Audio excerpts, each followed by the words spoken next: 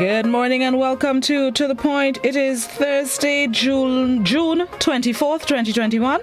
Thank you to those of you joining us on the GBN Grenada Broadcasting Network's Facebook page, the Grenada Broadcasting Network's YouTube channel, the website www.gbn.gd, GBN TV channel 7, 11 and 20. Good morning to the listeners of Classic 105.5, 105.9 and all the viewers and listeners on Party Grenada and Go to FET Facebook pages. It is a pleasure to have you.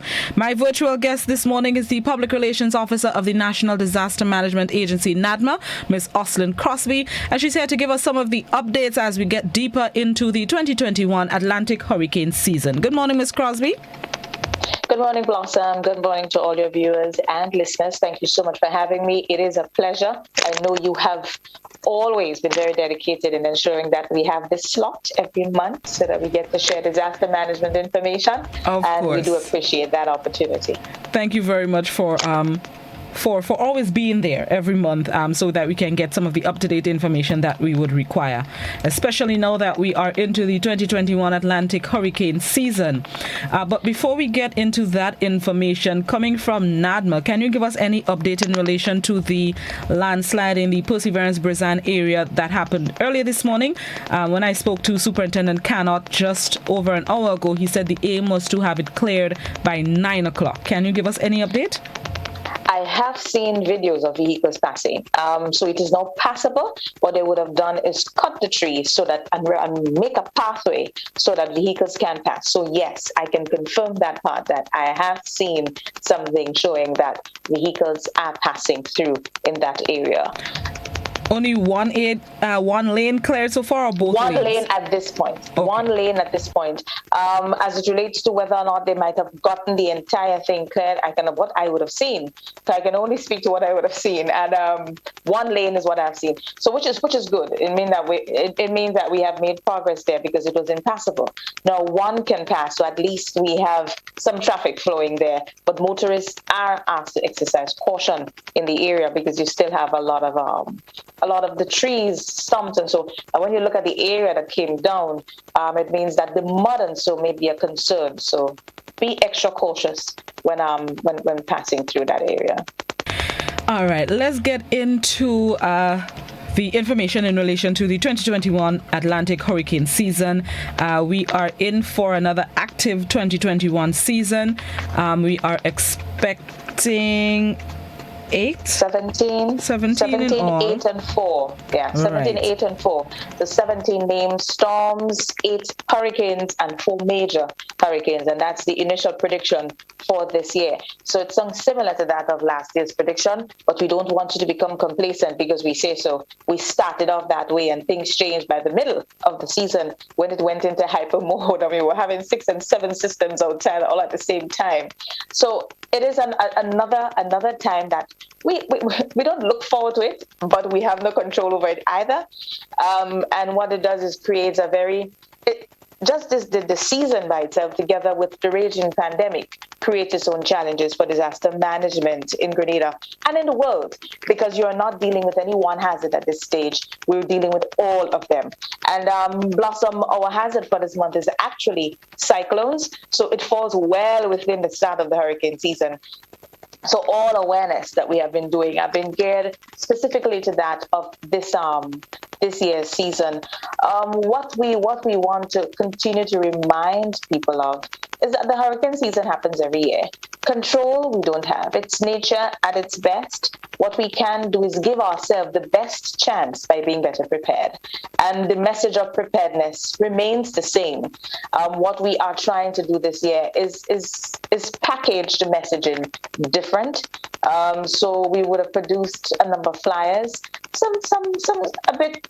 The information will never change, but how you share them will, where you share them also. And that is what we are trying to do this year. So we have produced some flyers that we have been sharing every week. In addition to that, we'll also be voicing them so that our radio stations and so have material that you can play throughout the day to remind the public of the things that you should have in your hurricane kit, how much water you should store for your family, your pets, family members and pets, and so food items that you should should have. And then Blossom, when we get into that part, it speaks to what, when we were talking this morning, kind of briefing as to what we will be discussing today. And I told you that of the importance of partnership in this year's season. We are seeing a lot of it, and I want us to delve more into this morning. So tell us, as you mentioned it, tell us about the partnership that you've seen or that you've noticed more in 2021 between NaDMA and the private sector. Starting from last year, I think it's safe to say so, that the pandemic would have ignited a certain level of consciousness among our people. And I think it is only normal because we are not in our normal state of things. We have been displaced. We now have to deal with a new reality. We have to deal with it. It has its own challenges. But with it, as everything else in the midst of challenges, birth opportunities, many opportunities. And it is one of the things that we are seeing in the disaster management process. Partnerships. Only last week, we were actually partnered. We were given an invitation to partner with the Grenada Food and Nutrition Council to host a 2-day shelter management workshop. It was held at the Grenada Red Cross. It was actually fully funded by PAHO, and that's all an initiative by the Grenada Food and Nutrition Council that our shelter managers throughout our 17 districts were invited to participate. Why? How important is this? Blossom, we always speak to NaDMA being that of a coordinating unit, one where you have representatives from several organizations, everybody having to play their part to ensure that the disaster management process happens and happens efficiently. The Grenada Food and Nutrition Council, being that body, and they are a part of the system, a body that is a champion, an advocate for that of healthy living, healthy lifestyle, that of changing how we live. Coming on board, or rather being a part and partnering with NaDMA on this, the implications are far-reaching. And how, when I say so, how is it? When we have a shelter, and it's interesting that, and some people ask, why shelter?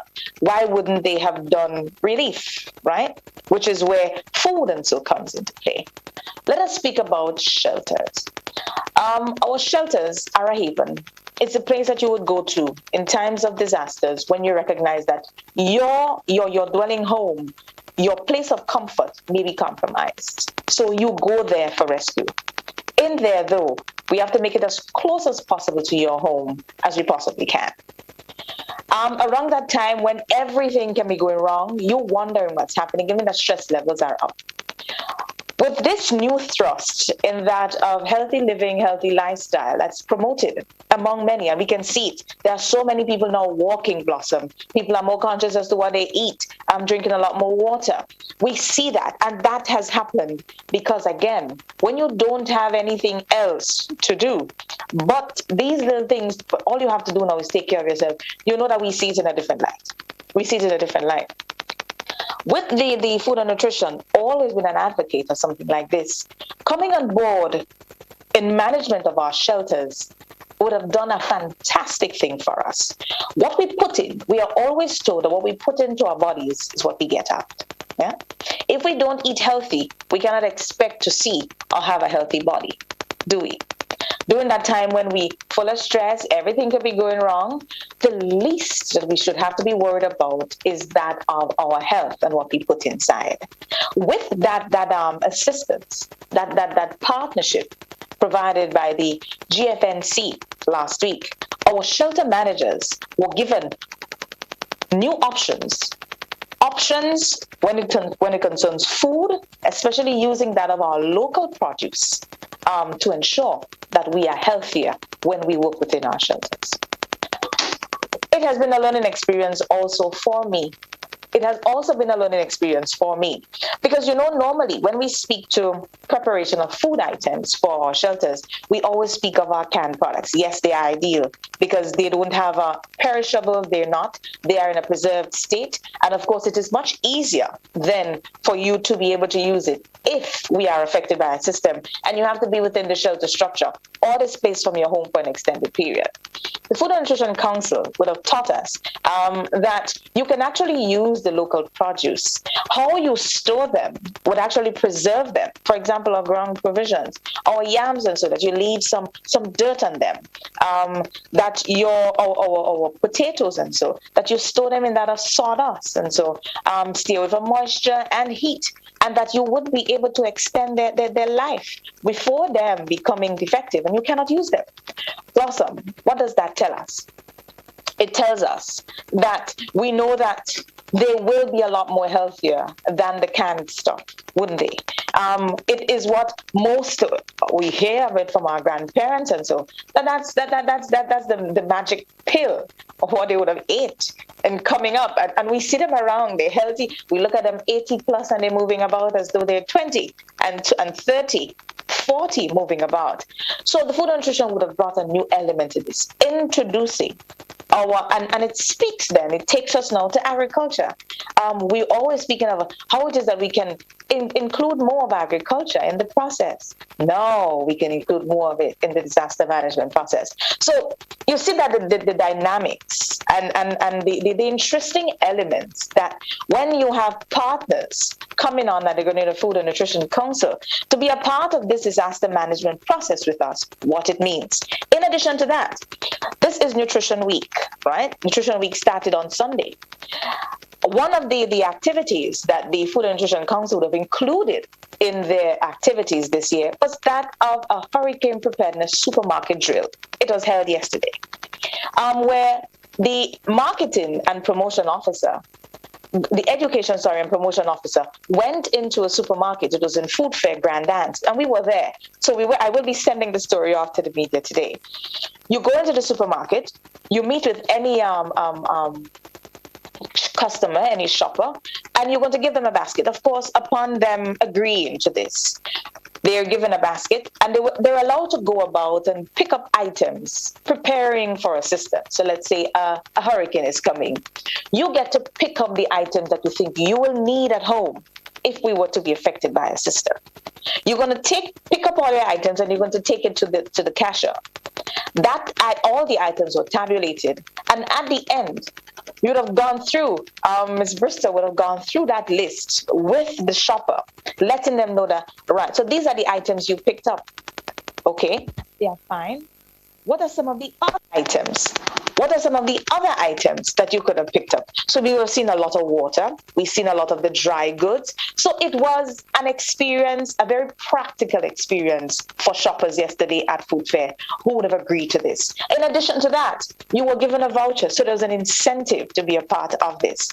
And you're given material as to some of the dry goods that you can put into your hurricane kit. What are some of the local produce that you can use? We often tend to think that it can only be canned goods, and that is not true. That is not true. There's so much more that we can do so that we can ensure that while we may be responding to a system, yes, stressed, but we can still eat healthy. So Blossom, and that's the reason why I want to emphasize on that partnership, because when other stakeholders get involved in the process, it makes it easier for us as the message now is driven home through other voices, other mouths. It is the same disaster management process. It is the same disaster management message, but hearing it from another group, it helps in that of raising the awareness, the importance, and it also brings in new creative ways as to how we can continue to do what we do and do it best. So, and that is one of the partnerships. That's one partnership. We can boast of one that we share with that of Huggins. Huggins, I remember a couple of years ago when Huggins approached us, speaking to that of the creation of their plan. Their emergency plan. We have when we do the drill, the Caribbean wave exercise, not last year, not this year, not last year, but the year when the year when we had things as normal as possible, was 2019. We had a case where a communication plan, right? We could have worked with Huggins to help them create their communication plan. And you recognize that level of interest. You have a big group. Let's think about Huggins. Huggins is a huge company, many, many arms. Blossom. If the message of disaster management is shared through Huggins' intranet system, Remember, it is tied. We speak often to that of what we do, being able to safeguard life, livelihoods, and property. When we talk business, when we talk private sector, we're talking livelihoods here. It means that Huggins as a company has to safeguard what they do in order to be able to safeguard livelihoods of the many workers, the hundreds of workers that are employed with them. The worst thing you want is that a system were to affect you, and then you're trying to figure out whether or not you have a job to go back to. That is an extra burden. And when you can drive that message home through our business community as to the importance of being prepared, because the system passing we have no control over. What we have to try to do is prepare so that our recovery process is a lot less strenuous. And of course, it is easier for us to get back to a certain level of normalcy, because a system passing does not mean that we don't expect to be paid at the end of the month, because we would need it. We would need it then. We also need to ensure that if our homes are damaged, that we know we're returning to ensure that we can repair it. All of that, Blossom. And those partnerships are critical, very, very critical. Let's speak to SGU. SGU is a part of our NEAC structure. SGU is one of the places that we can use when we, if we're going to use as an ideal place to speak into safety and some of the infrastructure SGU has in place. Blossom, safety, be it building, be it fire, all the hazards that have the potential of affecting us, and how they always assist us in ensuring that we can get the message out. Partnerships are very critical in this process. From time to time, we have coordinators, people who are part of the disaster management process, going into SGU and sharing, doing presentations. It is important, and we want to encourage more of these partnerships. While, yes, we are a coordinating unit and we speak to all the agencies that are a part of the structure, in that of the flow, our essential providers and everything else, it is even more important that we can have more of that private sector relation. We also have the Chamber of Commerce on the NEAC body. But remember, more hands we have on deck, it's easier for us to drive the message of disaster management and preparedness home with the people that we work for and need to hear it most. Especially now, Drew, with the COVID-19 pandemic, in addition to all that needs to be done, how has NaDMA been able to work along with the private companies and even members of the public in ensuring that what needs to happen outside of the pandemic happens, and the adjustments that need to be made during the pandemic are made? We cannot run away from the protocols fully enforced. We don't have a choice, Blossom, because we cannot be a part of the system and work against the system. And when we speak to the disaster management process in this framework, we are talking about our shelters. It takes us back to that part when we have to respond, when we get most in contact with the public, the shelter arrangement. Blossom, I remember last year we had to issue some protocols, some revised protocols on how our shelters would be occupied in the time. Let's say we are called on now to activate our shelters because there may be a system that's about to affect us. Remember, I said just in case. I'm not saying that this is what's happening. I know it's raining outside, and whenever we see rain, that people do become concerned. But that's not the case now. If that is the case, what will be required of you? What we ask, and that's the reason why we ask that you always be prepared. Ensure that you have that your kit prepared, but this time you need to ensure that you have the sanitary, the sanitization products in there. That is critical. You will be required to wear your mask. You will be required to wear your mask. We will have the sanitization station. This time around, we have had to allocate, or rather designate, an isolation or sick bay area. We may have people in the shelters that are exhibiting symptoms. How do we treat it? And this is how we have to, because we cannot put them out. Blossom winds just going out of control outside. It's raining. Do we put somebody outside simply because they're exhibiting flu-like symptoms? No, we don't have that authority, and it goes against just humanitarian our humanitarian responsibility. We cannot put you out. So what we have to do is ensure that we are prepared for every and anyone who comes to the shelters. In addition to that, Blossom, our annual primary school quiz is usually held among our primary schools throughout the island, where we get to go to the different schools and stage the different parts of the competition. So the preliminaries, we do the semifinals, and then we have the final. We usually do it at Red Cross, and it would usually conclude the first week in June. Because of COVID, we have had to revise this and make it into a hybrid event where Classic is one of the stations that's accommodating us in ensuring that all little ones, and what we recognize is with COVID, again, another opportunity, is that where we would be targeting our primary school students for the quiz, and now we have just them to work with and the teachers. We now have the entire country educating through the quiz process, because some of the questions that are sent, the children know the answer, but to some of us adults, we might have forgotten it. And it is like what an awakening. I have just gotten a reminder. So it is important that I do this. So we are following the protocol, and in NaDMA, we have to work with it, and the adjustments we have made, we have been making and continue to make to ensure that we continue to be able to band that very, and I know it's a popular phrase, COVID-free island, ensure that we play our part in ensuring that we continue to speak to this, because we know that while, yes, we may be celebrating that gain now, it can easily be changed overnight if we decide to become complacent and just do as we wish. So yes, from a NaDMA's perspective, we continue to do what we have to do, make the adjustments to ensure that we enforce the protocols in what we do, and also encourage it in our business places, and so by adhering to the protocols, because we are very much a part of the system, while the Ministry of Health is the lead in this pandemic, because it is a health hazard. The disaster management framework is very well in place. And Blossom, we see this happening even more so this weekend, as we are about to have cricket. That comes into play. So we recognize that it continues to be a national response to this pandemic, and we cannot run from it. And as a disaster management agency, it means that we continue to be ambassadors and champions of the message of safety during this pandemic, and also in the hurricane season, living within this multi-hazardous environment that we work in now. It is today's the 24th. Hurricane season started on the 1st, but I don't think I've seen a list of emergency shelters. Can you give us an update as to the list, when it'll come out?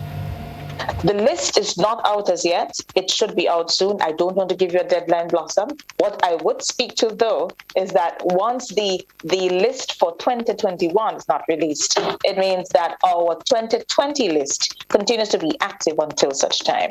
The list was submitted. The inspection was complete. We are now awaiting just final ratification, and then we disseminate to the public. That should not be long from now, and as soon as we do, I will be sharing it with you, because it is very important that people know where the shelters are. It will form part of your family plan in the event that you have to move and do so quickly. Where can we find the 2020 list then?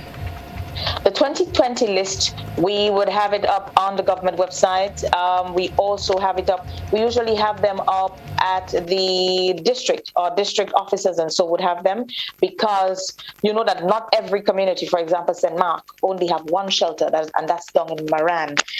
We have been working to see how we could extend that list. I know this year some was approved. I cannot speak to any addition for this year in St. Mark, but once the list is out, we will be able to share that with you. But you can find it at our district, with our district officers. You can also find it up at NaDMA. We have the list up there from the 2020 list. I don't have it with me now, so I cannot share it with you. But I can send that one to you, Blossom, so that you can share it with the public. Yes, please. Thanks.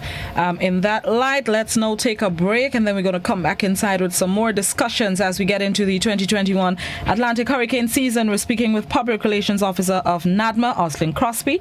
To the point, we'll be right back.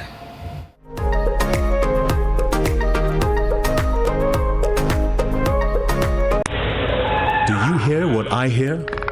Listen to the ocean, and you will hear a cry for help. The ocean is hurting, and we are the source of the hurt. But we can stop and start to heal our ocean by preventing pollution from getting into our waterways. It can start with you. Join an active organization, or better yet, make a personal commitment. Commit not for just one day in the year, but for the rest of your life. Let's dispose of our plastic and other waste responsibly, and let's start building resilience. Let the healing begin. This message is brought to you by the OECS Commission with funding from the Government of Norway.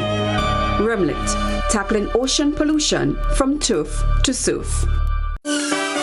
Montreal, it's time to line virtually one more time. Gemma Rayburn Baines here for Spice Island Cultural Festival, a celebration of Grenada, Carriacou, and Petit Martinique. This summer's festival is a celebration of life with food, fashion, music, and culture. Join us online Saturday, July 10th, 3 p.m. on Facebook and YouTube at Spice Island Cultural Festival. Info, spiceislandculturalday.com. Protect yourself and our community from COVID-19. Wash your hands frequently with soap and water for at least 20 seconds. If soap and water are not available, use an alcohol-based hand sanitizer with at least 70% alcohol. Use a tissue when blowing your nose, sneezing, or coughing. Immediately discard the tissue properly and wash or sanitize your hands. Avoid close contact with people who are sick. Let's do our part to ensure that each and every Grenadian remains healthy. To stay up to date, visit the Government of Grenada's webpage or the Ministry of Health's Facebook page. For more information, contact the Ministry of Health's hotline by calling 53-VIRUS. This has been a public service announcement brought to you by the Ministry of Health.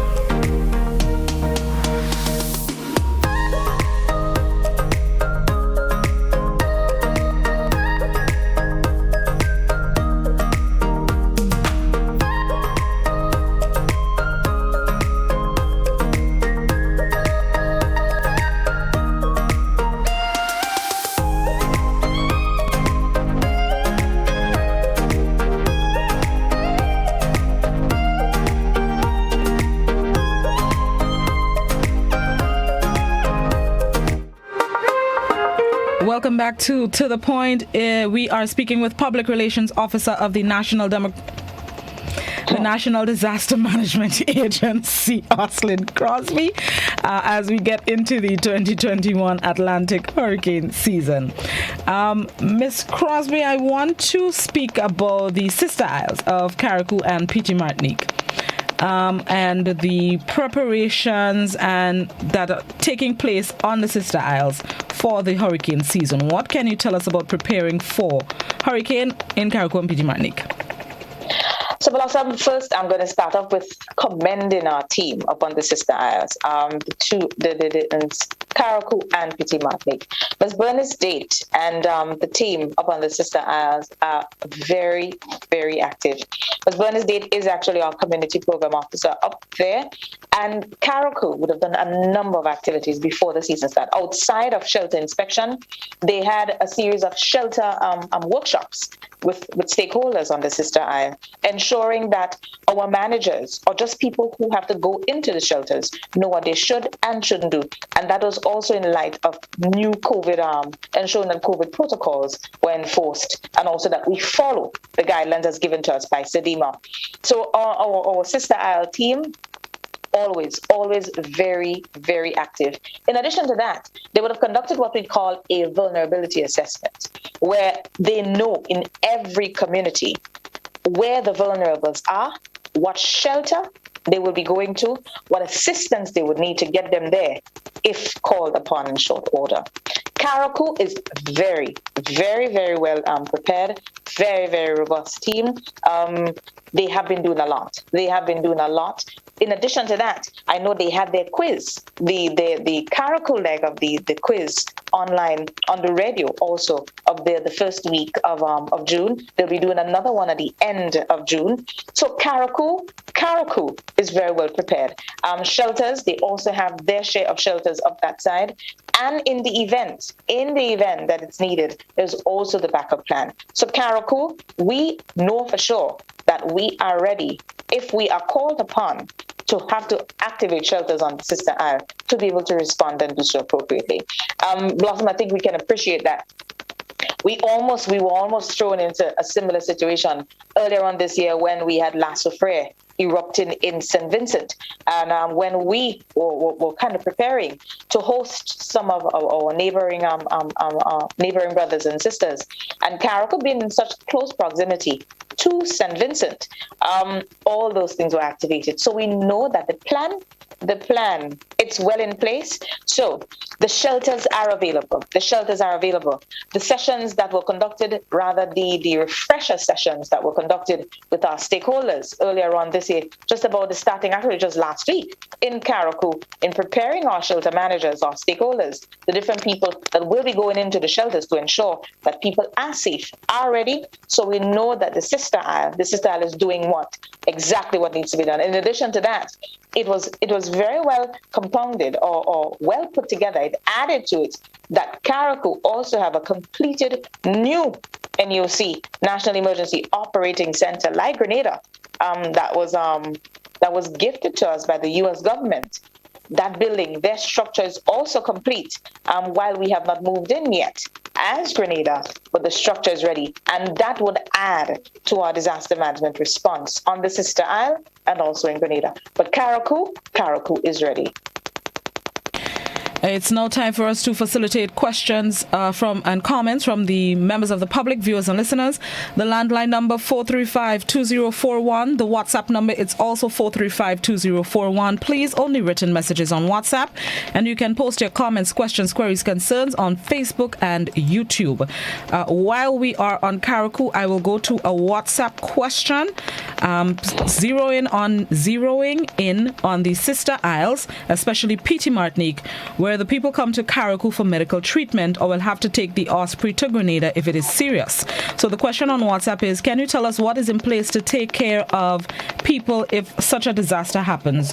So I would kind of adjust it or tweak it a little bit to ask what sort of plan we have in place for medical emergencies for the residents on the Sister Isle that maybe need to be transported to whether it's Princess Royal or the General Hospital.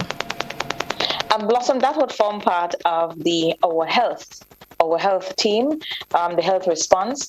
As everything else in the disaster management process, for example, in our shelters, let's say something would happen and people have to be moved, it means that the Ministry of Health plan will be able to capture this as to how we get them there, when we get them here. So that existing plan, the plan that exists now will be in effect.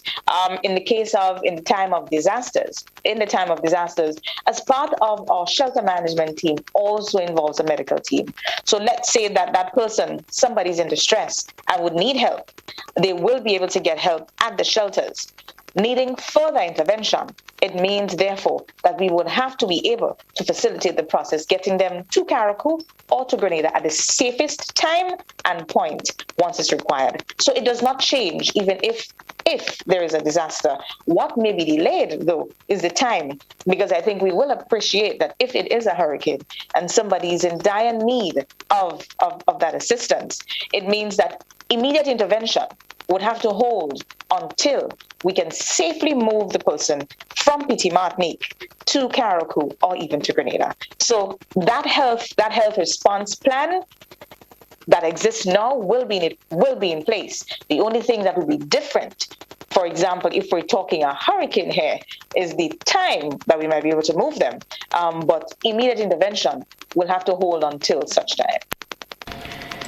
There was a question on YouTube, I think, that you just answered in relation to the Sister Isles in case of a Category 5 plans to evacuate or transport people to Caracal or Union Island because of closeness. So the plus that we have with hurricanes, we get advance notice. That is the advantage with our hurricanes.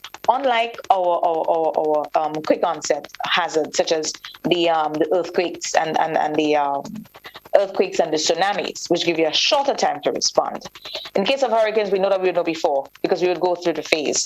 And it means that if we are expecting a Category 5, after assessment, for one, expert advice from the Met Office telling us the strength of the system, it would guide everything else from the National Hurricane Plan that will be enforced. So if we, from assessment, we recognize that it would not be a very good idea to leave inhabitants on PT Martinique, we have to evacuate, then we will do so. We will do so.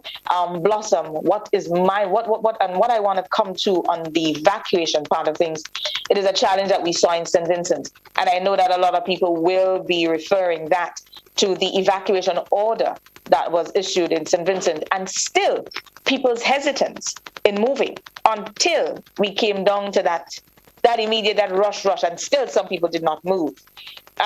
Blossom, we always speak to people's safety being that of a personal responsibility, and that remains. It remains. An evacuation order can be issued. We see it also in the U.S., so it is not unique to Grenada, or will it be so to our ward islands.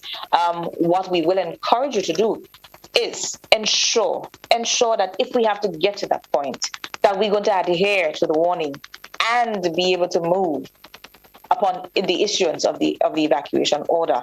There's very little that we can do if we decide you're not going, right? But the challenge always pop up when we recognize, as old people say, water more than flour. And we want to get out. And then we realize that the flour now mixed with the water and we start getting dumplings. It is hard now to get you off that. It will be hard now to get you off that water island into some place that's safer. So what we would speak to before we get to that point is that of adherence to the warnings or the evacuation order that is issued for your safety. Thinking about that, it is your safety. So it will fall squarely within your responsibility to say that I'm taking action to ensure that I am safe. Like residents on the Sister Isle come through this morning. There's a question on Facebook. You answered the first piece. There's a question about the evacuation. How prepared are we to face a natural disaster in both Grenada and the Sister Isle? And what plans are in place if we have to evacuate people living in Aileron, seeing they are between Upper Rock, Lee Rock, and London Bridge, which is volcanic underwater? So the residents on Aileron, and how prepared are we? I think you dealt with that first part, but you know what? This one poses its own challenge, because we have to then ensure that we have communication to them. And they would also need to ensure, you remember we always speak about that of the preparation. The only how the people on Aileron would know that there's something going on is because they would have to have access to the media, because that is one of our main tools in sharing the information, right? How do we getting them off? Most of the people who are inhabitants in Aileron actually have their boats. So it is about ensuring that the information gets to them quickly, gets to them early. And normally, and I would hasten to add here that usually, Blossom, they are usually more prepared than the people who are on the more populated islands in ensuring that, knowing where they live, the hazards that they are vulnerable to. They are usually very, very proactive. They call the Met Office often. As it relates to communication, equipment and tools, they have it. Always ensuring that they are ahead of the game, because they know that they would need to move. If they have to get off the island and come down to the mainland, they would do so before. It is also, I remember that this came up when we were doing, a couple of years ago, when we started off with the Tsunami Ready, when we were doing that Tsunami Ready project for St. Patrick.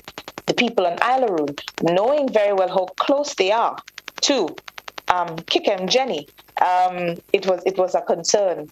And when it was explored, we actually did have to conduct part of our survey with some of our inhabitants there, because most of them do come ashore in St. Patrick. to pick up their essentials and so. And we recognize that these people are very well more proactive when it comes to their safety than we can say of some of our citizens living in the more populated islands and on our more populated islands. So what we do know is, if it has to happen, it is very well dependent on access to the information, getting it to them, and getting them off. But getting them off the island and into shelters on the mainland or on the sister island is not a challenge, because the shelters are there ready to receive. As I said, inspections would have happened already this year. So the shelters are identified. Even though we have not published the list yet for this year, the 2020 list is still active. And once that, if we were to call, because remember, we don't have hurricane shelters, what we have are emergency shelters. So we will activate them for everything. In the case of COVID, if we had to activate shelters to be able to accommodate and host the people from St. Vincent, our shelters were going to go into effect. We also see that challenge in St. Vincent now with the Prime Minister having to ask people to go back to their homes so that you can get the schools and so to open.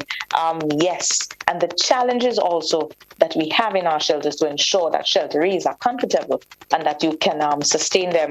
It is how we came into being with that of the relief process, is ensuring that we get items to them so that we can ensure that their time at the shelters are more comfortable. So yes, if that were to happen for the people on Aileron, I would commend them for their proactiveness. They are very, very, very, very prepared. But as relates to the national mechanism kicking in to ensure that they are safe, yes, there are plans in place for this. You mentioned hurricane, which prompted one of our YouTubers to ask. Actually, no, let me go to the landline. Good morning, caller. Good morning. Good morning. I want to make a suggestion to the lady there in terms of she talk about emergency shelter and thing, and if that hurricane going to take place, you're going to have a lot of people clustering in these shelters and thing. So I want to make a suggestion to her in terms of how to get more people vaccinated, because most of the people have to bathe and put on clothes and all kind of a thing like that to go in the health center. But if you have something like as what they do for the mongoose, when dogs get rabies and so on, vaccinating dogs, right? If you notice, they have this van and thing passing around with the PA system, and this announcing all dogs to get vaccinated for rabies. So if you do the same strategy in terms of the emergency shelter, NaDMA partnering with the Ministry of Health and having maybe a van or ambulance whatsoever passing, and people who want to get vaccinated, they could just come out at the house and get vaccinated one time, then they had to get bus and all kind of a thing to go and sit down in an emergency shelter. So I think that's going to be better, more easier for the people. And in a sense, you take it to them, Yari Sang saying we want to take it to them and thing right up in your front yard. So you could do the same thing. You take the vaccine right up to the people front yard to them, rather than they have to pay bus to go and sit down a whole 2 and 3 hours. Okay. Thank you very much, caller. Joining with the ministry to encourage people to get vaccinated. Is this a plan maybe of NaDMA to join the the call for people to get vaccinated, especially those who would like to use the emergency shelters? We continue to do so. Blossom.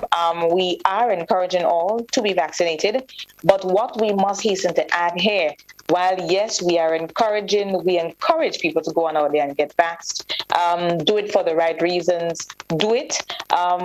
What we have to be mindful here of is that, and we were speaking to it earlier when we were speaking about the shelters and people who may be exhibiting symptoms that we cannot accommodate them in the shelters.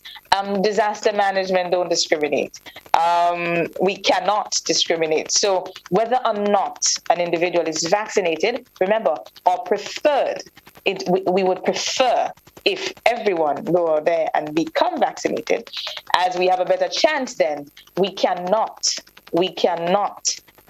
turn you away because you're not vaccinated if we are in the situation where we have a system about to affect us and we have our shelters activated. We cannot turn you away because you are not vaccinated. It is our responsibility to ensure that everyone's safe, and in this process, it means everyone. What we may have to do, similar to that of someone that may be exhibiting symptoms, the protocols, and that's what we keep emphasizing, the protocols will be in place. We have to enforce them. Masks must be worn, sanitizing, we'll have the sanitizing station, and so the sick bay, but we know what are the positives of the vaccination process. We encourage people to go on out there, get vaxxed. It's our best choice. I got vaccinated so that I can protect my family. And I encourage you to find the reason why. Do your research. Understand why it is that you're doing it. Don't let the misinformation and the conspiracy theories, let that be the reason why you don't want to do it. But do your research. Find out why it is. Find out the information, the background information behind it, and make an informed decision in your best interest when it concerns vaccination. So we will continue to encourage the vaccination call, but what we will not do is to go on to say that if you're not vaccinated, that we will not allow you to enter the shelters. We cannot do so. Good morning, caller. Hello, good morning. Good morning. Good morning. Hi, good morning, Ms. Lawson, and good morning, young lady on NaDMA. I have a concern for you. Thanks for doing the great job in explaining about evacuation and the shelters. You did a great job. My concern is that it is predictable that, with science and so on and forecasting, we get information beforehand, as you so clearly demonstrated, as to the hurricanes we expect and preparations. We also know that we have a very poor infrastructure. We have very precipitous roads, high cliffs next to major roadways, and with boulders precariously situated. All those things can add to the collateral damage with the hurricane, the wind, the water damage, and that can actually cause people a lot of harm. So we know that. That's existing information, just as you passionately talked about preparations for things that we know and we can rely to some extent on the science. What about that knowledge that I just described? What coordination as part of NaDMA? Shouldn't you be interacting with the government to fix these roads, take care of the overhanging boulders and so on? I think that's an active part of management.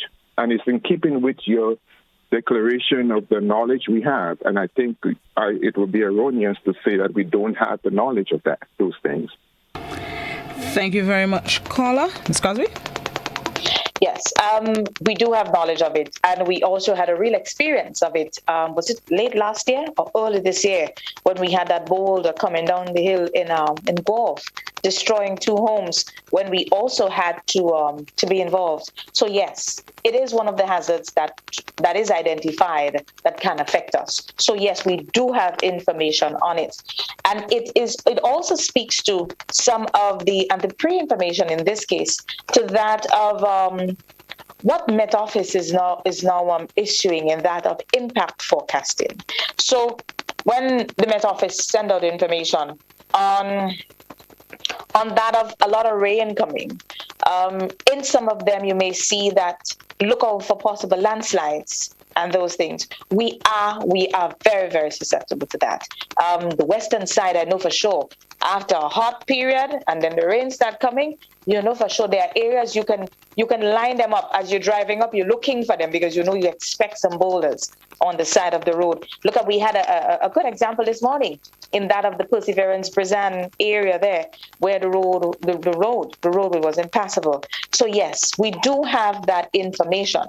I know that government, there were also a number of projects in the past. We've had the stones, the boulders, those that are a hazard that incident, that unfortunate incident that happened many years ago in the Cotameli area, where those rocks they were actually chained down, and we also had the mesh to protect the public. We may not see the mesh now, but if we were to remove the grass, the trees, and so that would have grown over them, we are in a better place. That was recently done right in St. George's there, on the opposite side, right on the side of the tunnel, the opposite side of the Bruce Street Mall, when also that mesh was also instituted to ensure that our roadways are a lot more safer.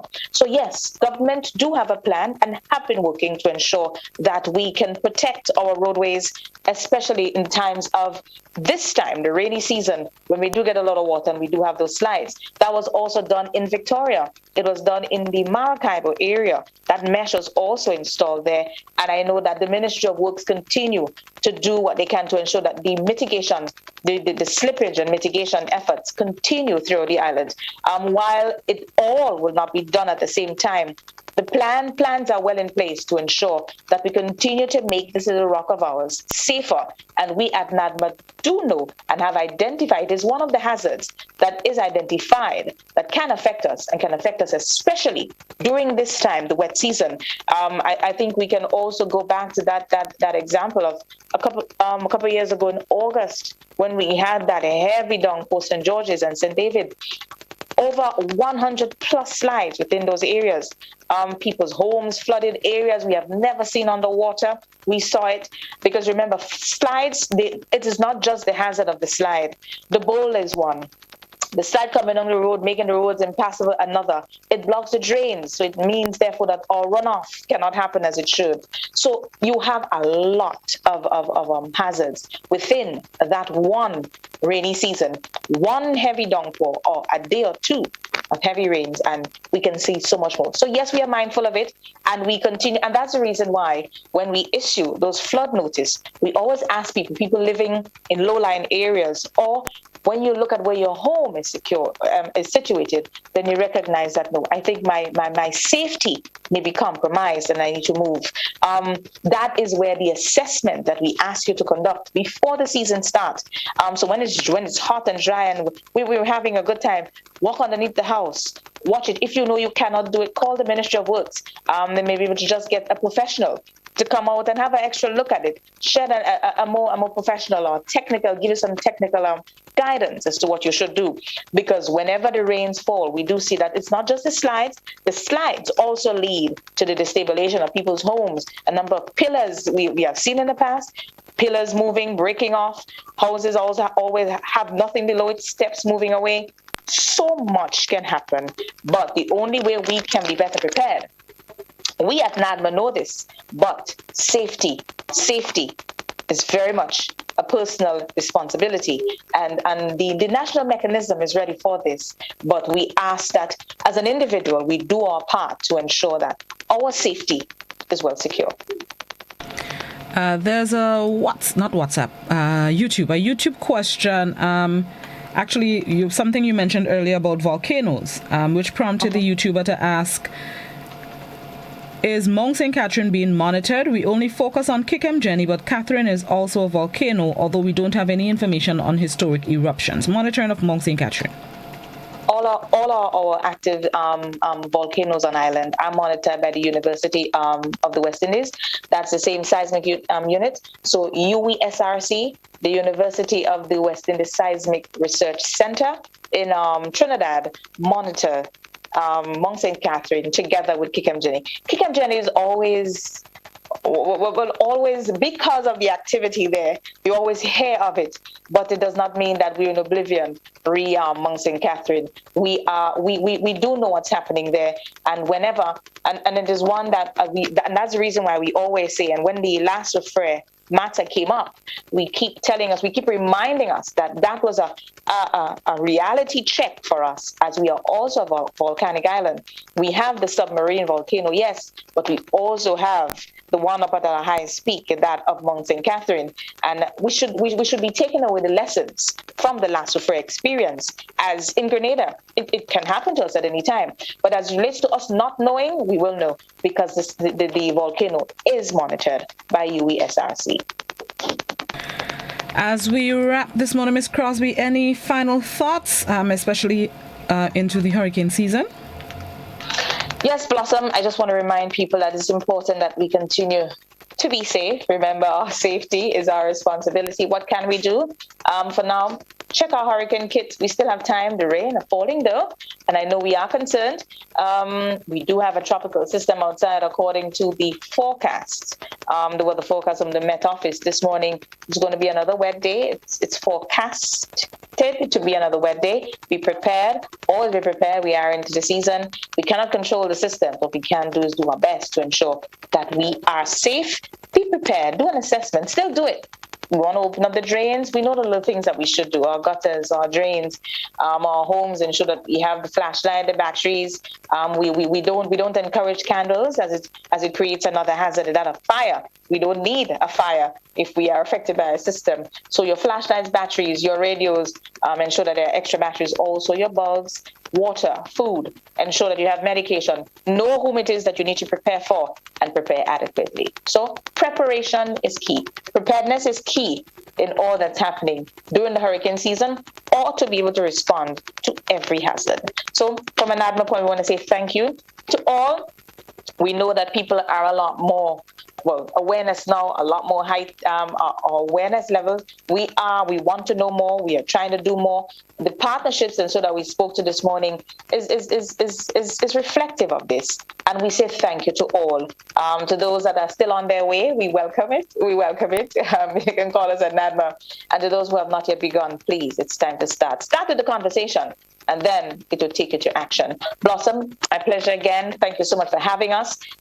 We will be there. We will be here again with you third Monday. Third Monday in next month, July, when we get to share more disaster-related information, disaster management-related information. Hopefully the list of shelters will be available then. Hint, hint. Yes, by then. Yes. Thank you very much, Ms. Crosby. Enjoy the rest of your Thursday, and of course, we'll see you again soon time. Thank you, and same to you, Blossom. Yes, we will. All right. Public Relations Officer of the National Disaster Management Agency, NaDMA, Ms. Oslyn Crosby. We thank her so very much for being our guest this morning. And thank you, viewers and listeners, for tuning in to The Point. Always a pleasure. There's somebody on the YouTube channel that you may need to get blocked because you are disrespectful and it's uncalled for. What? MW Psycho? Hold on. Soon time. Have yourselves an enjoyable Thursday. I'll be back tomorrow morning, God willing. Be safe. Be kind to each other. There is a call for motorists especially to be extra careful on the nation's roads. We have some wet roads, some slippery roads. I got information of a car skidding just outside the stadium and the road, that stretch of road outside the stadium, and ending up on the stadium property or the stadium compound. So that's just one of the accidents maybe for today. So please be careful, drive cautiously. Better to be late than you don't be there at all. Please be safe. Enjoy the rest up to, hold on, let me double check the Royal Grenada Police Force's Facebook page to see if there's an update on the western side of the island. No, there is no. Hold on, there's one more. Let me check this one too. There's no update that I have seen in terms of its clearance. The hope and expectation was to have it cleared at 9 this morning, which was an hour ago. I have not seen an update, but at least one lane of traffic is open. So just expect delays, and you need to be careful and cautious in the area because there's still debris. There's a tree trunk, at least that was an hour ago, a tree trunk just on the perimeter of the lane that has been made available. There's still silt in the road, so you need to be cautious and careful today especially. Enjoy the rest of your Thursday, everybody. Janelle is up next with Mid-Morning Buzz. Bye-bye.